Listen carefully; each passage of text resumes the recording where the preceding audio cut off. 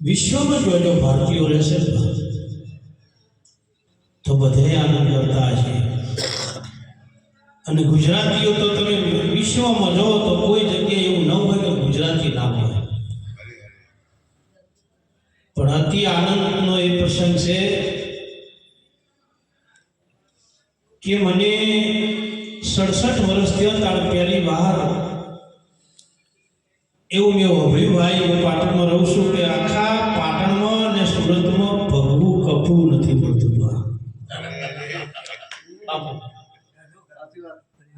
આખો ભારત ભગવો બનાવી દીધો. આખો ભારત આ 67 વર્ષની ઉંમરમાં પહેલી વાર ધજા ના મળે. જે મહિમામાં આવતું હોય ને તમારે અમારી બાજુની સોસાયટી વાળા રાતે મીટિંગ કરી રસોઈયો આ કહેવાય છે બાપુ કોઈ રસોઈયો નહીં. આ મારા ધણીનો મહિમા તો જુઓ. પણ ધન્ય તો આ ભૂમિને છે, ધન્ય આવા મહાપુરુષોને છે. અંતરની વાત કરું છું હું. હાલ બોલ્યો ને કે 500 ભેળા કરીને બોલવું ને એમથી કોઈ સમજુ લઈને બેહવું મજા છે. તમારી જે વાત છે ને એ બધી શાંતિથી સંભળાય. 500 માં તો તમને લાગે કે સભા મોટી છે, લાગે કે જાયગીરી મોટી છે, બાકી મુજબ પડ્યા નહીં પાછા. જેને અડધો વીઘો છે ને એના જેટા બધી મોજ સમલાઈ લે. પણ છતાંય મારે જે કહેવું છે તમને કહું કે કાલે આખો ભારતને વિશ્વમાં ડંકો વાગી રહ્યો છે.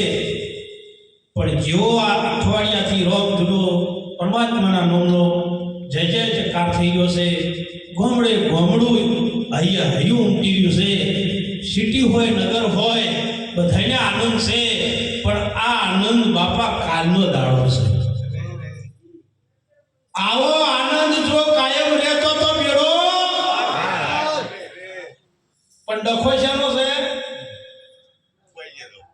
બસ આ કાલનો દાડો જ પછી કે વાત. પણ જેના દિલમાં રોમનું નામ નહીં આનું હોય કોઈ કામ નહીં.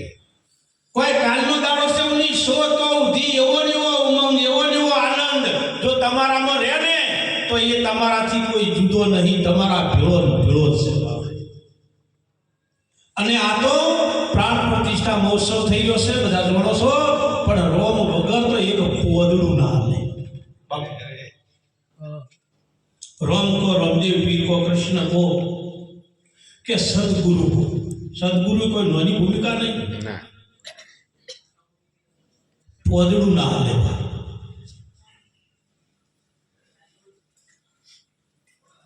ભજન બોલ્યા હતા ને, નાવ મળ્યું છે ભવ.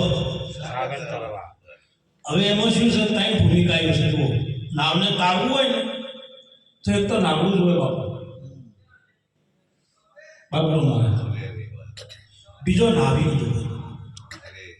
આ બે હોય ને અને સતાય અળવાપુરનો વાયરો હોય તો નાવિકની તાકાત નહીં થઈ ગઈ. નાવ જોવે, નાવિક જોવે અને વાયરો પણ હળવો જોવે. પવન બાપુ હળવો જોવે.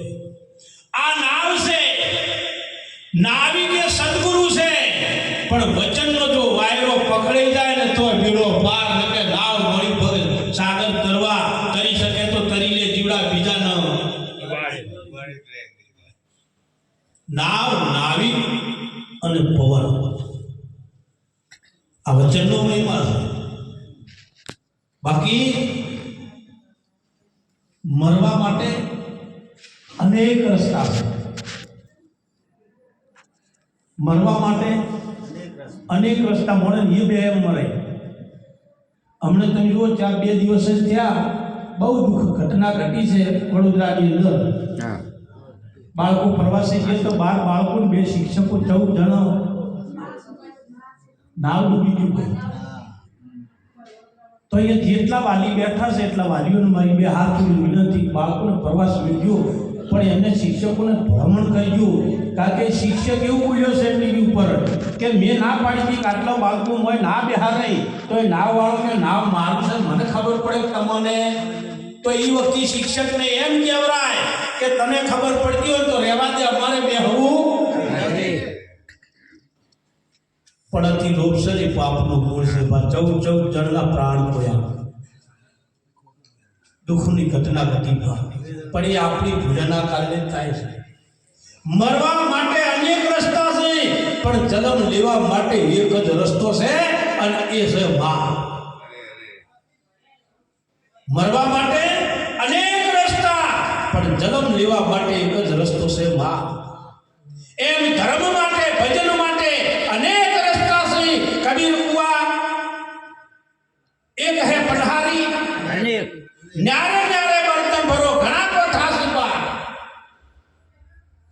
ધર્મ માટે ઘણા કોઠા છે, પણ મુક્તિ માટે જો કોઠો હોય તો એક જ છે, ને એ છે સદગુરુ પાર. બીજો કોઈ હોય. 12 મહિના આવતી આ બીજ આવશે એટલે 11 સાલ છે. એટલે કેમ મેં કીધું કે આ ભૂમિને ધન છે, આ સંતોને ધન છે, કે જેમ હાલ મેં કીધું કે મંદિર થઈ ગયા પછી તો ધજાયેલું જો ખારી રીતે જો મેકે તો બરોબર છે, નકે કલંક લાગે. કોઈ પણ ધર્મનો ઝંડો છે ને એને નદીમાં કે એને રીછા જમીનમાં ગાળી પડે. તો આ 12 મહિનાથી એક દારૂ ભજન થયું છે. અને ખારેડા મેં બાપુ બોલ્યો હતો કે મંદિરની પ્રતિષ્ઠા થાય ને પછી મહિના 2 મહિને ચડી જાવ ને તો પૂજારી મંદિર બે ત્રીજું કોઈ હોતું નથી. કોઈ દેવ હાલ કોમ કરે એમ નથી. એમ માનો છો આપણી શ્રદ્ધા, આપણે સ્વાર્થી સબ મતલબી સબ, આપણી શ્રદ્ધા. ઘણી વાર મેં કીધું છે કે નાનકડી તમને વાત કરું કે કોઈ માણસ એમ કે 12 કુંભો અંબાજીની ભરો, તમારા છોકરાને હગું થઈ જાય. જો નાની વાત ઉપર આપણી શ્રદ્ધા ચોટ તૂટે છે. એ કહું છું કે 12 કુંભો અંબાજીની ભરો, 100 ભરીને 100 બાજી. અને વળી કોક મળે કે ચો ગયા હતા કે અંબાજી 12 કુંભો ભરવાની છે, 100 ભરી. એટલે કે પાવાગઢમાં 4 કુંભ કોમ થાય છે. બોલો આ ચો થાય? અંબાજી 100 ભરેલી વળી પાવાગઢ 2 ભરે, 2 બાકી હોય. મારા જેવો ભેળો થાય તો જતા કે પાવાગઢ 4 કુંભો ભરવાની છે, છોકરાને હકું થાય કે આ પાટણમાં જોડે ગુણજેર નહીં, સુરેલમાં હાઈકોર્ટ એકી પુણ્ય કોમ કરે. તો પહેલા તો આપણને આપણા ઉપર જ વિશ્વાસ નથી, બાકી એ તો હાજરા હાજર છે.